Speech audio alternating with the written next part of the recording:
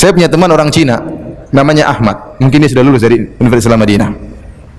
Saya pergi ke kamarnya. Ahmad ini seorang Cina ya, dan dia benar-benar Cina, benar-benar cipit maksudnya. Cina.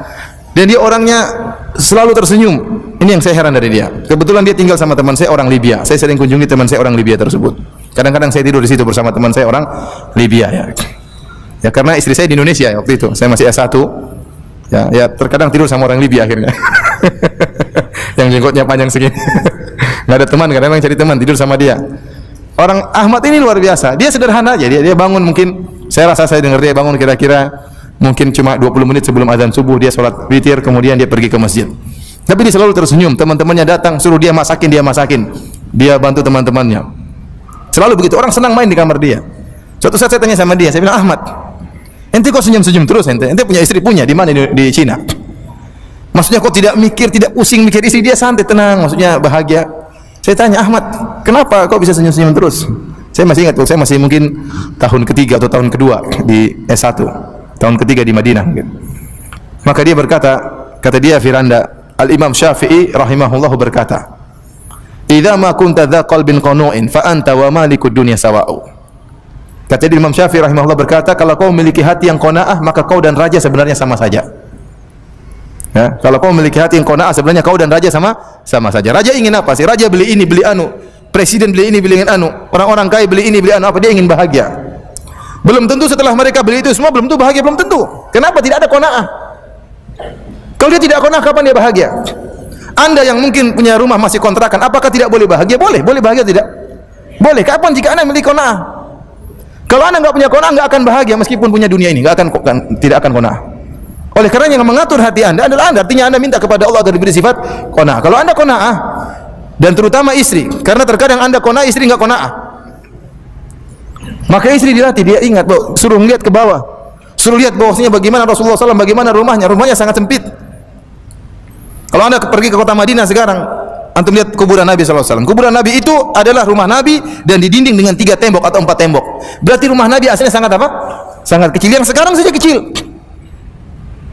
Itu pun rumah Nabi sudah ditinding dengan 4 tembok, supaya orang tidak pergi ke situ beribadah di situ. Didinding oleh para ulama sampai 4 tembok.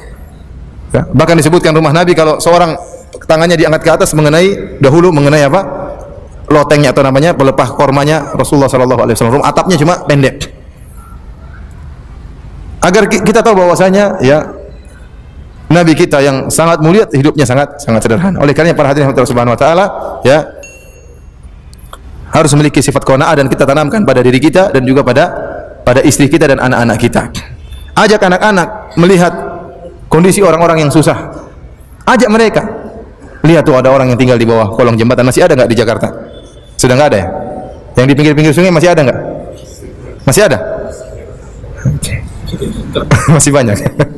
Pergi ke kontrakan orang-orang kerja di pabrik tuh, lihat kontrakannya kayak gitu. Masih ada nggak? Masih banyak. Ya, ente mau jadi maksud saya ya, bahagia nggak mesti kaya.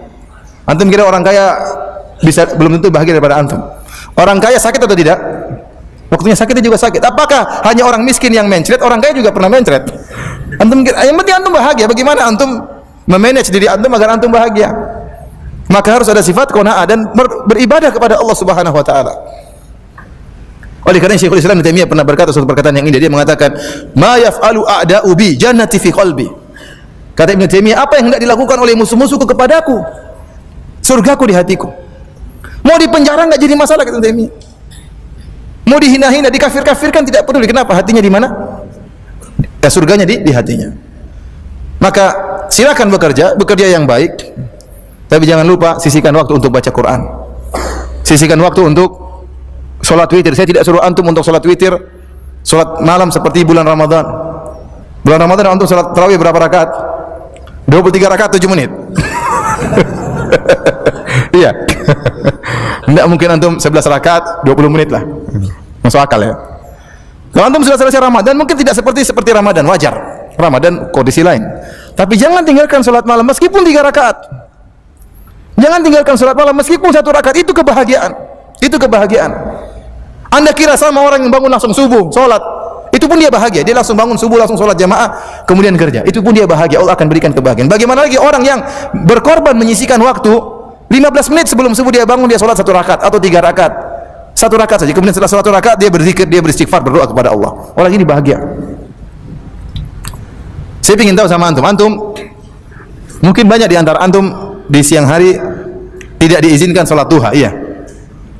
Siapa yang diizinkan boleh sholat duha, minta sama pimpinan sholat 2 rakaat? Ada yang diizinkan enggak? Yang diizinkan coba angkat tangan, saya ingin tahu. Oh, cuma sedikit ya. Yang diizinkan. Ya, istirahat. Istirahat berapa menit? Wah, 10 menit. Pas kalau mau sholat duha ya. Mungkin mau jajan ya. Yang lainnya ya. Ya, artinya sesekali sholat duha ya. Ya. Itu kebahagiaan. Sholat duha 2 rakaat meskipun cuma 3 menit itu apa? Kebahagiaan. Jadi antum sekarang atur diri antum agar bisa bahagia. Kerja tetap kerja, rezeki tetap rezeki, makan tetap makan, waktunya tidur, waktunya ketemu istri, waktunya ngurus anak-anak.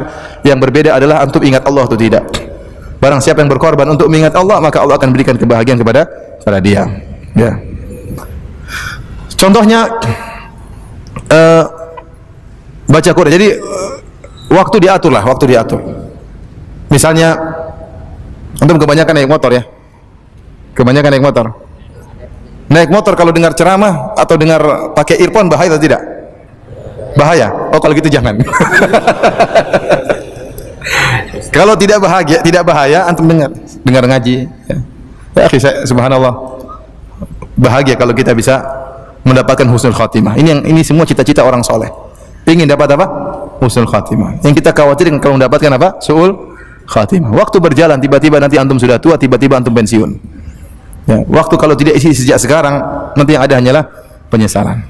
Oleh karenanya, inti pengajian ini maksud saya silahkan kerja, waktu kerja serius, amanah supaya makannya halal, namun jangan lupa untuk juga baca Quran, untuk salat, untuk berzikir kepada Allah Subhanahu wa taala agar antum bisa bahagia ya sebagaimana yang diinginkan oleh Allah dan Rasul-Nya.